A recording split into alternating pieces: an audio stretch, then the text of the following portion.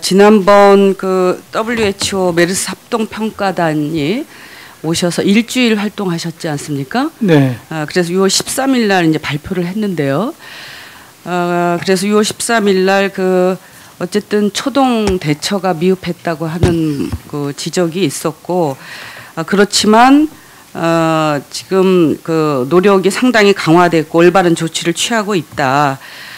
그리고 지역사회 감염과 관련해서도 증거는 없지만 좀 그 대비를 해야 된다 하는 정도의 그 소극적인 경고를 해주셨습니다. 이것을 말씀드리는 것은 현재 메르스 감염자가 확진자가 165명이고 사망자가 23명입니다. 격리 관찰자가 해제된 분들까지 포함하면 11,000명에 이르고 있습니다. 삼성 서울병원에서 지금 그 생긴 환자가 81명인데 그 중에서 34명이 관리 대상이 아니었던 사람입니다. 실질적으로 지금 3차 감염을 넘어서 4차 감염, 5차 감염까지 지금 의심되는 환자들이 생겨나고 있습니다. 그리고 문제는 이 4차 감염자들, 특히 또 3차 감염자들도 지금 보면 한 10명 정도가 많은 다중 이용 시설들을 이용을 했습니다. 많이 그 뭐 하다못해 지하철을 탔다든가 또 비행기를 탔다든가 또 그 시설들을 그 드나거렸다든가 이런 부분들이 굉장히 많이 있습니다. 더군다나 지하철 같은 경우는 아주 밀집된 공간이기 때문에 굉장히 이제 걱정이 되고, 삼성 서울병원에서도 지금 5만 명에 대해서 이제 다녀간 사람들을 이제 조사를 한다고 합니다. 이 수준이 되면 현재의 단계를 우리가 좀 상향을 해야 되는 거 아닌가 하는 그런 그 판단을 또 해보게 됩니다. 그 부분에 대해서는 어떻게 생각하시는지 일단 말씀을 좀 해주시기 바랍니다. 저희가 삼성의료원에 가서 이제 삼성의료원에서 그 지역 그 응급실 내에 지역 섹터별로 발생률을 좀 이제 구하도록 이렇게 요청을 했습니다. 그래서 발생률이 나오긴 했는데요. 지역별로 특색이 이제 환자 구분이 되는 주로 많이 나오는 지역들이 있습니다. 그래서 그런 쪽에서 이제 집중적으로 거기에 일했던 사람들을 더 조사를 해달라. 그 당시에 이제 680명 정도가 이제 노출된 그 직원이었고요. 응급실을 다녀간 사람이 한 1900 정확한 조사를 했느냐, 근데 물었을 경우에 그냥 전화로 이제 한 번씩 걸어보고 있다. 네. 그렇게 얘기에 대해서 그 부분을 좀 더 지방자치단체하고 같이 협력해서 다녀간 사람에 대해서 일일이 다 확인해야 이 문제가 이제 수그러들 것이다. 그렇게 권유를 했었고요. 이제 두 번째 말씀하시는 이제 다중 이용 시설에 관해서 고민이 이제 이런 사례가 그렇게 많지가 않고 사우디아라비아에서도 이렇게 병원과의 연관돼서 지금 이제 5차까지 간 경우도 있다 그럽니다. 그런데 현재 병원과 관련돼서 계속 이제 꼬리를 물고 있습니다. 현재까지는 뭐 병원과 관련 없는 사람이 이렇게 갑자기 이제 환자로 되는 경우는 없는 것 같았었고요. 추적이 이제 미흡한 점이 있다는 거는 저도 이제 명단에서 빠진 사람들이 나오고 그래서 불안한 측면이 좀 있습니다. 그렇지만은 거꾸로 얘기하자면은 오히려 서울시에서 1,500명을 한번 일시에 격리를 시켜서 들여다봤는데 아무것도 안 생겼거든요. 사실 그런 점이 오히려 그렇게 많이 안 생길 것 같다는 것을 반증하는 데이터가 거꾸로 되지 않나 그럽니다. 이렇게 노출됐었는데 아마 엘리베이터나 뭐 이런데 틀림없이 밀접 공간에서 노출됐었거든요. 10몇 분 동안. 근데도 불구하고 그 안에서 환자 안 생긴 거는 오히려 저희들이 안심할 수 있는 있었어요. 이제 국민들이 지금 공포에 쌓여 있는 것은 결국은 지역사회 감염으로 걷잡을 수 없이 가는 것이 아닌가 하는 그 걱정입니다. 그래서 지금 현재 주의 단계가 있는데 주의 단계가 지금 적합하다고 보는가, 이걸 지금 상향 조정해야 되지 않는가 하는 생각입니다. 그러니까 지금은 이미 그 이것을 통제할 통제할 그 수단이 아주 정말 그 특단의 비상조치를 하지 않으면 이것이 조사가 되고 통제가 되기가 어려운 상황에 이르는 겁니다. 저는 이제 부분폐사라는 게 외래하고 응급실을 안 보고 있습니다. 결과적으로는 이제 병실에 입원한 환자만 보고 있는데요. 다른 방법이 없으리라고 봅니다. 왜냐하면 거기는 환자를 옮긴다는 것 자체가 대단히 위험하고요. 오히려 그 병실, 거기 그 병원을 이용해서 환자를 진료하는 것이 훨씬 더 좋지 않겠나 이렇게 생각을 합니다. 두 번째로 단계를 올리는 것에 대해서는 이게 제가 매뉴얼을 봤는데 그 매뉴얼 상에는 지금 이제 단계를 올리지 않도록 돼 있기 때문에 사실 매뉴얼대로 하면은 이제 우리 의원님 말씀하시는 대로 그렇게는 가지 않는 거로 현재는 되어 있습니다. 그래서 매뉴얼이 좀 현실과 좀 차이가 나는 점이 있지 않겠나 이렇게 보고요. 현실과 다르다고 생각하는 것이 병원에만 국한돼서 모든 것이 초점 맞춰 있는데요. 사실은 병원 이외에 병원을 이용한 환자의 가족에서 생기는 부분들을 지역사회라고 볼 것이냐, 병원의 연이은 연장선상에 볼 것이냐, 지역사회라고 생각되고 또 병원과 관련돼 있더라고 그 지역에 있는 보건소가 동원돼야 되기 때문에 사실은 이제 행정력을 동원한 거나 마찬가지다. 내부적으로는 이제 올려서 일하는 형태가 돼 있다. 이렇게 저는 보고 있고요. 그렇다면은 이제 단계를 올리고 안 올리고는 아마도 매뉴얼 문제만 이제 국한되고 실제로는 이제 다 작동하는 것 같이 보이고 있습니다. 저는 의외로 이제 그 부분에 대해서 질병관리본부가 조사를 인력이 부족하다 보니까는 상당히 많이 그쪽에 의존을 한 것이 오히려 조사가 더 작게 이제 어떻게 보면은 이제 동정심이나 또는 이런 것들이 작용하면서 조사를 좀 제대로 되지 않을 수 있는 개연성이 좀 나타날 수 있었던 것 같습니다. 조사를 많이 위임을 해서 했는데 그 부분이 좀 조사를 좀 덜 하게 된 부분이 있을 개연성이 있겠다 이렇게 생각하고 있습니다. 과다한 평가 결과를 내용을 중심으로 해가지고 몇 가지만 좀 묻겠습니다. 지금 국민들이 많이 궁금하고 있는 이 메르스의 실체 중에서 정말 전파력, 전염이 어떻게 되는 것이냐 이거 관련해 가지고 아직도 혼선들이 좀 있습니다. 먼저 우리 정혁환 교수님, 이 평가 보고서에도 보면은 메르스의 잠복 기간은 14일로 이렇게 되어 있는데 그 후에 1년에 메르스 상황이 진정이 되면서 17일까지도 간다, 또 18일까지도 간다. 이런 언론의 보도도 있고 그렇습니다. 교수님이 볼 때 메르스의 잠복 기간은 WHO가 발표한 대로 14일이 이것이 가장 객관적이고 합리적인 그러한 기간으로 보고 계십니까? 우리가 질병의 잠복기는 이제 그 하나의 질병이 그 한 인구 집단에서 발현될 때 이 발현되는 양상을 가지고 이제 역학적으로 통계적으로 어떻게 표현을 하는 것입니다. 그래서 보통 이제 중앙치 내지 평균값도 있지만 되게 이제 최대 잠복기를 범위로 표시를 하는 형태를 사용합니다. 그래서 14일이라고 한 것은 이제 기본적으로 중동에서 여태까지 지금까지 누적된 중동의 그 환자들의 역학 자료를 이용해서 이제 산출한 것이고, 현재까지로 봤을 때 우리나라의 기본적인 잠복기의 분포는 대체로 14일 이내에서 발병을 하고 있지만 최근에 오면서 이제 아시다시피 14일이 넘는 것이 아닌가 하는 우려를 가지게 하는 사례들이 몇 건이 있었습니다. 근데 아마 이제 제가 보기에 이 부분은 두 가지 측면이 있는 것 같습니다. 첫째, 환자 수가 늘어나면서 이제 통계적인 분포로 봤을 때 이 외적으로 우리가 통상적인 그 95% 정도의 신뢰 구간으로 봤을 때 그 범위 내에 속하는 사람, 그 범위 밖에 속하는 사람들이, 예외에 속하는 사람들이 조금 더 늘어날 가능성은 이제 이 유행의 규모가 커지면서 생기는 문제일 수 있고요. 두 번째는 지금 이제 14일을 넘어서서 발병했다고 생각하는 사람들의 접촉력이 실제는 병원 내에서 이제 접촉력이 그 접촉력을 조금 더 추구해 볼 필요는 있다고 생각합니다. 그래서 그 조사가 각 개인별로 진행이 되고 있는 걸로 알고 있습니다. 첫째 이제 그 사우디아라비아 쪽과 WHO 쪽에 그 하고 토론을 통해서 저희가 알게 된 것은 저희가 처음에 생각했던 그 우리나라의 임상 양상이 사우디 중동에서 본 것과 좀 상당히 다르지 않느냐라고 생각했던 부분들에 있어서 상당히 많은 부분이 해소가 됐습니다.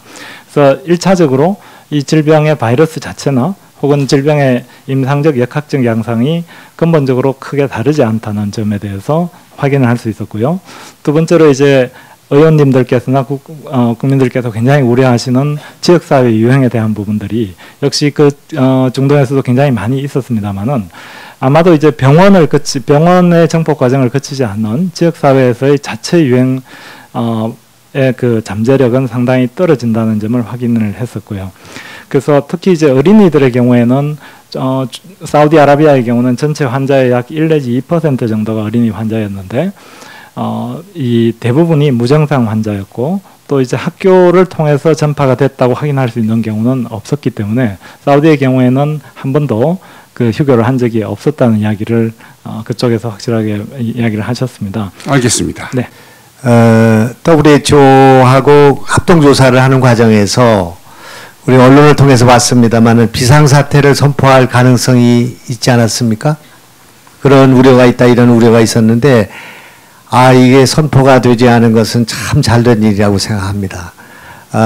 합동조사반에 참여하신 세 분 선생님들의 노고가 있지 않았을까 이렇게 생각합니다. 그쪽에서 비상사태를 선포할 수 있을 가능성 또 그것을 선포하지 않은 이유가 가장 중요한 이유가 어디에 있다고 생각하십니까? 비상사태를 선포하게 되는 조건들이 있는 걸로 알고 있습니다. 예를 들어서 의료 시스템이 붕괴돼서 이제 뭐 치료가 안 된다든가, 두 번째는 다른 나라로 지금 환자가 지금 나간다든가. 네, 근데 알겠습니다. 그런 게 제일 중요하게 평가돼 시간 때문에 이런 이제 지역 감염의 가능성은 조금 가능성이 작다 이렇게 볼 수 있는 거죠? 그렇게 보고 계신 거죠? 현재까지 이제 그 원내 감염의 그 기전에 대해서 상당히 세밀하게 들여다보고 있고요. 거기서 이제 여러 가지 가능성에 대한 연구들이 진행이 되고 있고요. 그래서 지적하신 것처럼 이제 그 우리가 기존에 생각하는 것 이외의 것들을 배제하지 않겠다는 게 저희들이나 WHO 입장이고요. 마찬가지로 이제 지역사회 감염의 가능성이 없다라고 이야기할 수는 없습니다. 그렇지만 이제 중동의 경우에 봤을 때 지역사회 대규모의 지역사회 유행이 있더라도 아주 소규모의 감염이 있었고 또 이제 그 포텐셜은 그렇게 높지 않다고 나와 있고 우리나라의 경우도 당연히 대비는 해야 되지만 현재까지는 지역사회 감염의 증거는 아직까지는 찾을 수 없는 것 같습니다. 네. 그리고 이제 병원으로 말하면 평택성모병원이 있고 삼성병원이 있고요. 이게 이제 주요 뭐라고 할까 유행의 진원지가 됐던 건데 지금 현재 상태로 볼 때의 슈퍼 전파자가 될 수 있는 가능성이 있는 환자를 어떻게 지금 보고 있나 질병관리본부에서는 또 3차 유행이 될 수 있는 증폭될 수 있는 병원이 어디라고 지금 생각을 하고 있는가 없는가? 그 이외에도 그 사실은 가능성은 열어두고 있어야 된다고 보고요. 슈퍼 전파자 그 많은 뭐 20명 이상, 30명 이상 그 전파자가 또 생길 수 있을지 그 정도까지는 아니더라도 일단 한 10명 이상 그 가능성을 열어놓고 있어야 된다고 생각되고 지금 몇 개의 병원이 제가 정확하게 이름을 밝히진 않겠습니다만은 몇 개의 병원에 이제 그 추가적으로 그러니까 삼성하고 관련돼서 그 이후에 이제 또 그 대규모 그 진원이 될 그럴 가능성이 있는 병원들도 저희 있다고 내부적으로 생각하고 있습니다. 몇 개 정도는 더 슈퍼 전파자가 되거나 그런 진원지가 가능성을 열어놓고 있습니다. 네, 뭐 있다기보다는 가능성을 열어놓고 있다 이렇게 말씀하신 거죠. 굉장히 조심스러우신데 의료 당국에 대한 불신이 좀 있는 것 같습니다. 처음부터 그렇게 말씀을 하셨으면은 국민들이 그런 거에 대비도 하고 할 텐데. 조금 이따 말씀드리겠습니다만은 자꾸 이렇게 뭐가 말이 혼선이 오기 때문에 그렇습니다. 50대 이상, 60대 이상의 고령 환자가 아닌 기저질병이 없는 환자들에 있어서도 지금 사망자가 나오기도 하고 또 이게 전파가 되고 이런 사실을 지금 보고 있지 않습니까? 그런 문제와 관련해서도 그 원인이 어디에 있다고 생각하시는지. 50대까지도 있었고요. 그 사망자 중에는 그 굉장히 고령이 포함되어 있는 것으로 아까 기저질환이 없는 경우에도 일단은 고령이신 것으로 저는 알고 있습니다. 예. 보건당국이나 정부가 참 이 문제와 관련해서 국민의 신뢰를 잃게 하는 그런 발언들이 너무 많이 속출했다고 생각합니다. 5월 21일 날 김우주 대한감염학회 이사장께서는 국민들이 메르스에 감염될 가능성은 거의 없다. 두려워할 필요가 없다. 이렇게 말을 했고요. 21일 날 보건당국 브리핑 당시에는 안명옥 중앙의료원장께서 전염력이 대단히 낮습니다. 이렇게 얘기를 했습니다. 5월 21일 날 보건당국 브리핑 당시에는 64명으로 한정한 이유는 여러 수준으로 볼 때 합리적이다. 범위를 강력하게 설정했다. 이렇게 얘기했습니다. 6월 1일 날은 권준욱 중앙메르스대책본부 기획총괄반장이 아직까지는 3차 감염이나 다른 형태의 감염 형태를 보이지 않고 있다. 6월 8일 문현표 장관 답변은 아마 오늘이 가장 피크가 될 것 같습니다. 바라건대 내일이나 모레부터 상당히 안정적인 모습을 보일 것 같습니다. 이렇게 얘기했습니다. 그렇기 때문에 이 국민들이 보건당국의 희망적 관측과 이 낙관적 전망이 수포 전파자의 역할을 한 거 아닌가. 지금까지 돌아보면 그런 생각이 듭니다. 만약 이런 전망이 아니라 2선, 3선을 대비하고 상황을 좀 더 근본적으로 국민은 안심시키더라도 보건당국은 굉장히 철저한 2선, 3선의 방어망을 갖고 그물을 크게 쳤으면 우리나라에서 왜 이렇게 번졌느냐는 것은 아마도 병원 내 안전 문화가 다른 나라하고 좀 다르지 않겠나 이렇게 생각합니다. 한 가지죠. 그러면 여쭤보겠습니다. 동일한 바이러스라는 것은 바이러스 변이가 없었다는 것인데요. 우리 한국에서 처음에 얘기했을 때는 바이러스의 변이가 있는 것을 유전자 2부위만을 확인했고 전체 부위를 확인하려면 외국에 보내야 된다. 뭐 이렇게 계속 말씀을 했었거든요. 근데 아까 말씀하시는 거 보니까 국립보건원 결과에 의하면 바이러스의 변이의 증거는 없었다 그랬습니다. 그래서 유전자 변이가 없다는 것을 완벽하게 확인한 것인지 아직 추가로 결과를 기다려야 되는 것인지 확인 부탁드립니다. 간단하게 말씀해 주세요. 그 유전자 전체 중에 뭐 2개의 부위만, 대표적인 부위만 보신 것인지 전체적인 걸 파악한 것인지. 제가 그쪽을 하고 있기 때문에 제가 답변 드리겠습니다. 전체를 다 봤습니다. 전체 추가 결과 볼 필요는 없다 이 말씀이죠? 전체 부위를 다 봤습니다. 예, 알겠습니다. 그럼 뭐 다른 나라 결과 볼 필요는 없다 이런 것이고요. 그 다음에 비말 감염이고 공기 감염이 없기 때문에 지역 전파 가능성은 없다. 이종구 박사님 그렇게 말씀하셨잖아요.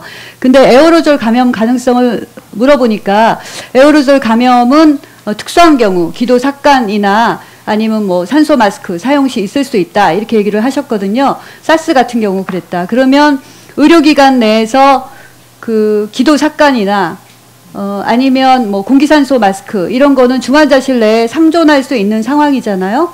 네, 그렇습니다. 맞죠? 메르스 환자를 볼 때도 있는 상황이죠. 그러면 에어로졸 가능성, 전파 가능성을 중환자실이나 아니면 메르스 환자를 보고 있는 음압 격리 병상 같은 데서는 조심해야 되는 게 아닌지, 지역 확산의 공기 전파는 없지만 그런 경우에는 있을 수도 있으면 의료인이나 의료기관에 미리 대비를 하도록 권고해야 되는 건 아닌지 간단하게 답변 부탁드립니다. 예, 저희들이 토론을 그 부분에 대해서 토론했습니다. 그래서 결국 의원님 말씀하신 대로 그런 제한된 상황에서 일어난다. 따라서 이제 의료인은 상당히 조심을 해야 된다. 근데 그 발표자를 보면은 공기 감염이 아니기 때문에 지역 전파의 가능성은 없다. 이렇게 말씀하셨고, 에어로졸의 가능성은 사스 때도 보고된 바와 같이 그런 경우에 있을 수 있다. 이렇게는 하고, 국내 메르스 상황에서 의료기관이나 의료인이 조심해야 될 포인트로 나와 있지는 않거든요. 저희가 있는 자료에 어디에도. 그래서 걱정을 하라는 게 아니라 대비는 할 수 있도록 권고를 해야 되지 않나라는 부분을 보건당국에라도 건의를 하셨냐는 걸 말씀드리는 겁니다. 이 자료에는 나와 있지 않습니다. 이거는 정부에 대놓고 국민을 대상으로 이제 발표를 했기 때문에요. 네, 의료인 가이드라인은 저희가 세세적으로 이렇게 얘기는 하지 않습니다. 알겠습니다. 기초 재생산 지수라고 해서 사우디에서는 한 명이 0.6 내지 0.8명 감염시켰는데 우리는 뭐 한 사람이 슈퍼 전파자라고 해서 굉장히 많은 수를 감염을 시켰잖아요. 네. 여쭤보는 이유는 1번 환자는 직간접적으로 한 27명 감염시켰다. 이렇게 되어 있고 14번 환자인가요? 그분은 한 뭐 직간접적으로 70명까지 전파시켰다. 이렇게 되어 있잖아요. 네. 그렇기 때문에 0.6 내지 0.8보다 상당히 많을 거다 이렇게 예상을 할 수도 있거든요. 근데 2 내지 4라는 거죠. 그분들을 다 포함해도. 예, 그것은 사우디에서 관찰된 것과 병원 감염에서 감천된 우리 국내 이번 건을 네. 6월 9일부터 네. 평가를 하셨으니까 6월 7일까지 평가한 거에서는 2 내지 4였냐 그런 말씀을 드리는 겁니다. 그것은 정확한 것은 아니지만 제가 그냥 러프하게 거칠게 봤을 때는 하나 그 정도 여쭤볼게요. 취할 것 이종구 박사님께 네. 여쭤보겠는데요. 그 병원 내에서 준비가 안 돼 있었다. 그죠? 이 병에 대해서 너무 무지했다.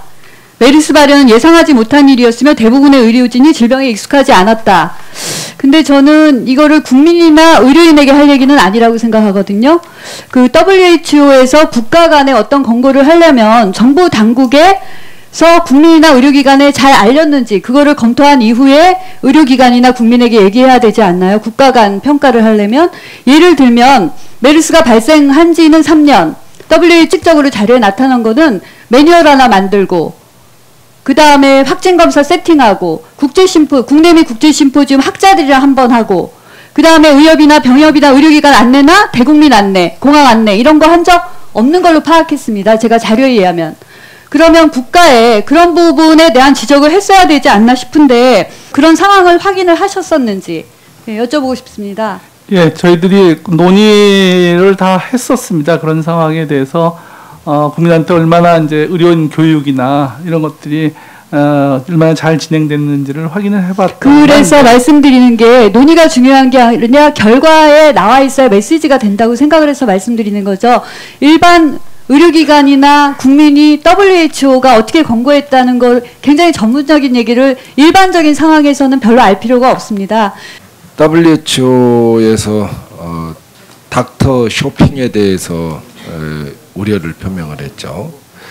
국제기구 평가단이 이제 한국의 특수한 의료 문화에 대해서 이 지적을 했다고 봅니다.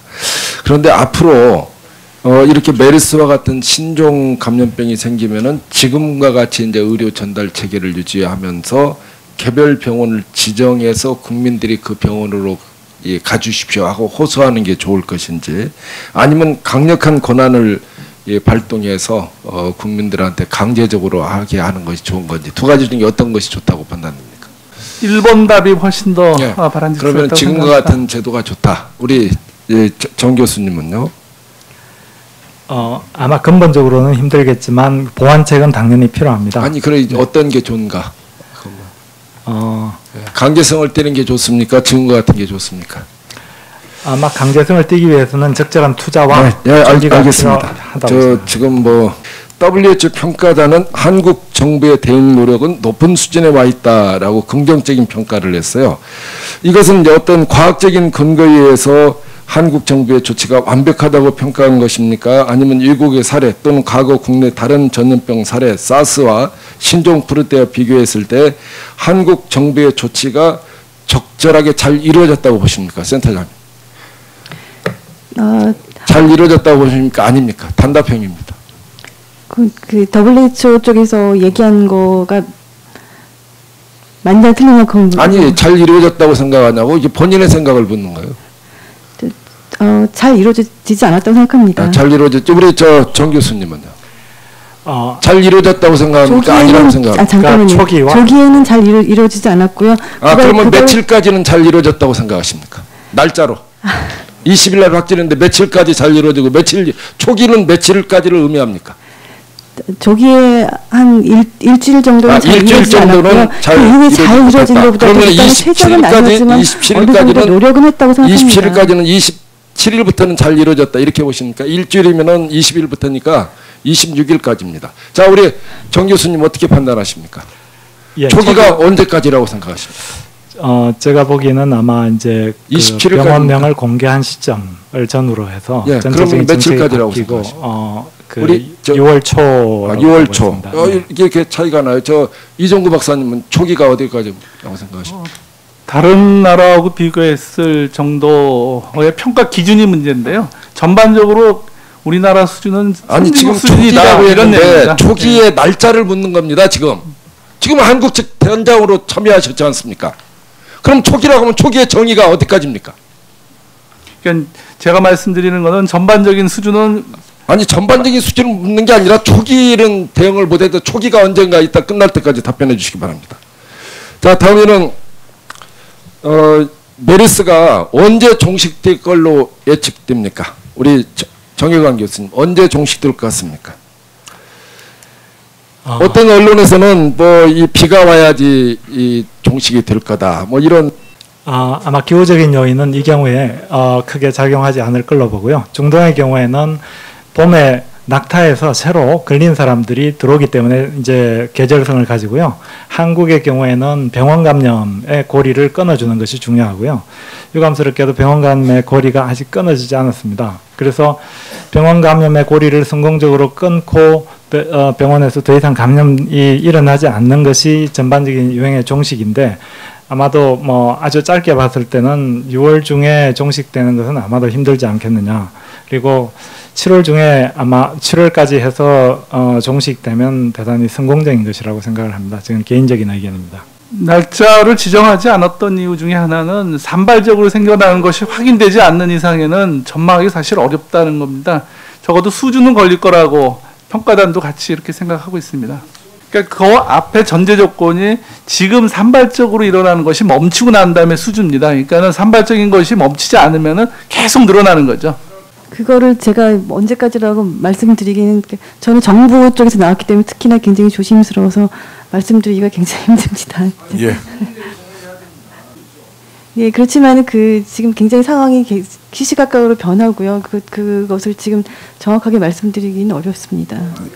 그런 면에서 제가 굉장히 안타깝게 생각하는 거는 이미 바이러스가 2번 우리나라를 떠났어요. 제가 전에도 얘기했지만 그 환자가, 중국으로 간 환자가 몸에 바이러스를 가지고 지금 중국이 그 바이러스를 가지고 있거든요. 그걸 했는데 이미 떠났더라고요. 제가 안 시점에는 이미 바이러스가 떠났어요. 왜 갔는지 뭐 제가 묻지 않겠습니다. 저도 확실히 모르는데 어쨌든 우리나라에서 떠나서 미국으로 갔잖아요. 그 바이러스가. 그러면 뭐 바이러스가 한 번 갔으니까 뭐 다 퍼졌네, 다 딴 나라 가지고 있네, 그렇게 생각할 수 없는 거잖아요. 우리나라 지금 150명이 넘는 확진 환자의 바이러스를 가지고 있잖아요. 이게 굉장히 중요한 이게 생물 자원인데 이렇게 미국으로 막 보내도 되는 거예요? 또 보내실, 네, 그거 좀 대답해 주세요. 그 관련해서는 저희 사실 이쪽 국립보건연구원 쪽에서는 굉장히 귀중한 자원이기 때문에 보내지 않고 싶었습니다. 그렇지만은 그 국제사회에서 그 자원을 공유하고 가능하면 빨리 분석을 해서 모든 사람들이, 전 세계 사람들이 좀 다 알아야 된다. 그런 차원에서 굉장히 압력이 있었고, 그래서 그걸 저희가 그냥 보낸 게 아니고 저희가 다 어그리먼트를 하고 이거 관련된 모든 권한은 저희한테 있다. 그런 MTA라는 걸 저희가 하고서는 그냥 권한 최소로 보냈습니다. 네, 무슨 압력인지는 나중에 네, 굉장히 궁금하지만 어쨌든 그런 쪽에서 압력을 어쨌든 앞으로는 저는 뭐 절대 보내지 말라는 게 아니라 물론 공동 연구도 해야 되고 백신도 우리나라 혼자 힘으로는 힘들고 굉장히 어려운 작업이, 돈도 수십조가 드나요? 이거 개발하려면 이렇게 들죠. 굉장히 중요한 그 연구 시설도 있어야 되고 그냥 바이러스만 있다고 백신이 나오는 거 아니잖아요. 그런 시설도 있어야 되고 우리가 페이턴트 있어야 되고 다 같이 공유를 하려면 물론 바이러스 언젠간 가야 돼요. 그렇지만 제가 부탁드리고 싶은 거는 앞으로 바이러스를 보낼 때에는 정말 신중하게 진짜 모든 거를 우리가 얻을 수 있는 거 얻고 또 정말 그렇게 급하게 무슨 그런 일이 있어서는 안 된다고 생각합니다. 이게 생명 자원, 생물 자원이 국가의 자원이잖아요. 네, 무슨 뭐 하나 누출되는 것보다도 이거 자원인데 이거 그냥 막 우리가 급하다고 유전 변이가 있는지 빨리 알아야 되겠다. 세계가 빨리 알아야 되겠다. 고생 많으셨습니다. 그리고 지금도 고생 많이 하고 계신데 이 합동평가단 활동을 하시면서 이 관련된 내용과 관련해서 사실 확인만 몇 가지만 좀 참여하셨던 분들에게 좀 드리겠습니다. 이종구 소장님, 예. 이 13일 날 기자회견을 하셨죠. 예.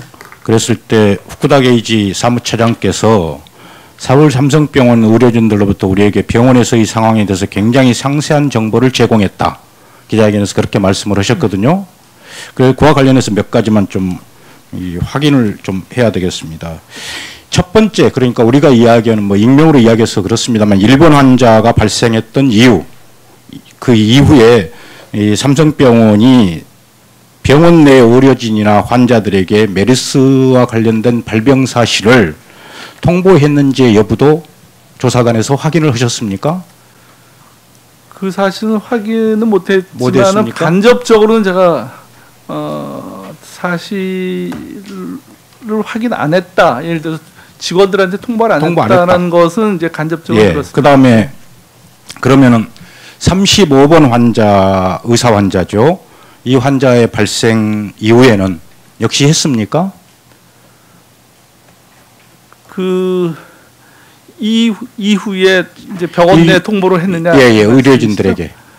35번 환자는 6월 2일 날 확진 판정을 받았는데 무슨 이유에서인지 발표는 6월 4일 날 이루어졌어요. 그러면 이 확진 판정을 받은 다음에 병원 내 의료진에게 사실을 알렸는지 여부를 제가 묻는 겁니다. 그걸 확인하셨습니까? 저희들이 그 내용은 확인 못했습니다. 예, 알겠습니다. 그 다음에 이 138번 환자, 지금 6월 13일 날 기자회견을 하셨는데 138번 환자하고 이성용원이었던 137번 환자, 이분들에 대한 내용은 보고단에게 이 합동평가단에게 삼성병원에서 보고가 됐습니까? 그 당시에는 보고가 안 됐어요. 보고 안 됐죠? 예. 저희들이 보고받은 거는 40. 예, 알겠습니다. 7명에 관한 부분. 예, 알겠습니다. 왜냐하면 이게 이분들이 확진 판정을 받은 것은 12일 날인데 13일 날 기자회견 할 때까지 보고가 안 이루어진 걸로 제가 지금 파악하고 있어서 여쭤봤습니다. 그 다음에 정 교수님이 대답을 하셔도 좋고 이종국 소장님 하셔도 좋은데 이 지역 감염이다. 이것은 공기 감염의 경로만 확인됐을 때 지역 감염이라는 판정을 합니까? 아니면 지역 감염에 대한 별도의 매뉴얼상의 별도의 규정이 있습니까? 어떻게 판단을 합니까? 그 어디 규정에 그런 게 있습니까? 공기 감염만이 지역 감염이다. 그리고 병원 내 접촉자들을 통한 감염은 지역 감염이 아니다. 이런 규정은 어디에 있습니까? 그건 규정의 문제라기보다는요. 예. 아마 이제 그 관리를 하는 측면에서 그 장소에 병원이란 것은 어느 정도 컨트롤이 가능한 부분이고 지역사회의 경우는 이제 좀 전혀 다른 전략이 필요하거든요.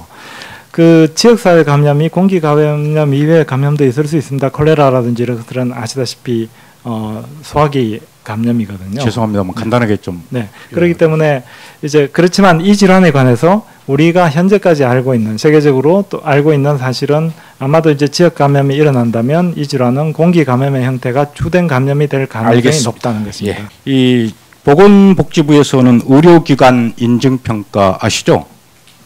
여기에 감염관리평가, 감염관리 부분에 대한 평가는 질병관리본부에서 담당합니까? 저희가 담당하고 있지는 않습니다. 않습니까? 네. 그러면 감염 관리에 대한 평가를 어디서 하죠? 보건복지부?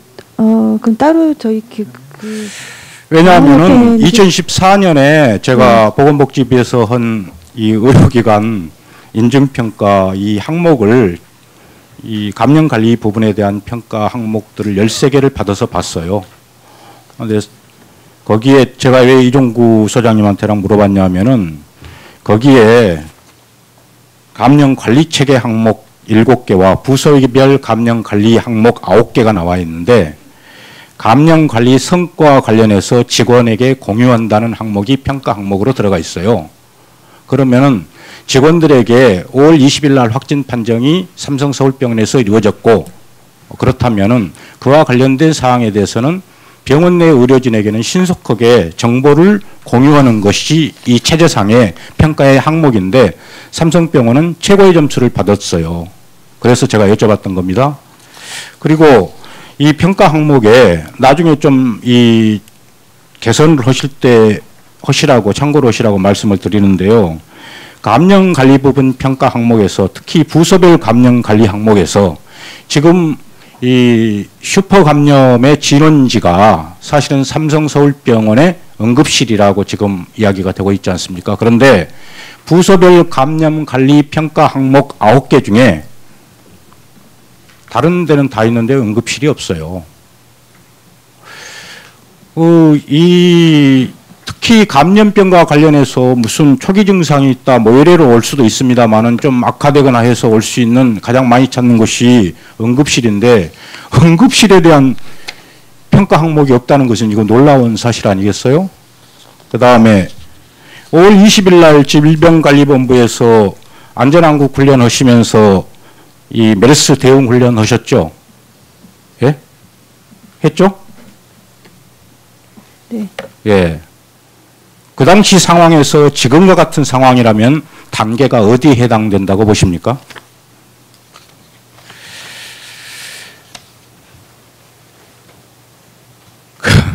제가 질문을 꽤 많이 써서 혹시 이종구 소장님이나 정 교수님 6월 3일 날 청와대에서 있었던 대통령 주재 회의에 두 분 중에 누구 참석하신 분 계시나요? 아닙니다. 안 계십니까? 참석 안 했습니다. 제가 그 내용에 직접 참여하지는 않았습니다. 저는 사실은 실험실 부서입니다. 그래서 그거에 직접 제가 참여하지 않아서 그 내용을 정확하게 제가 그 얘기는 들었지만 어떤 식으로 진행이 되는지 제가 잘 모르겠습니다.